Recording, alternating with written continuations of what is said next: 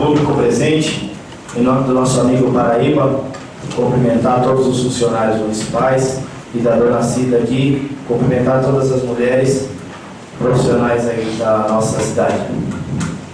E eu queria dizer que tivemos com o prefeito hoje reunido e ele se mostrou bastante preocupado mediante a cobrança.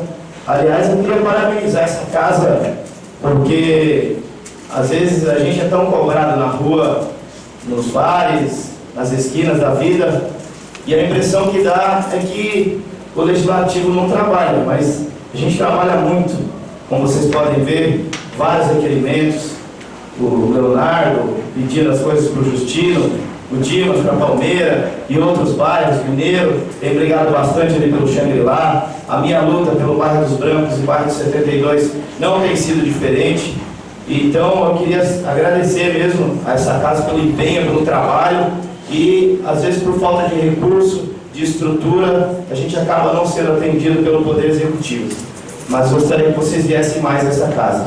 Pois bem, hoje o prefeito se comprometeu a mandar ainda esse mês o projeto para cada quarta-feira, né?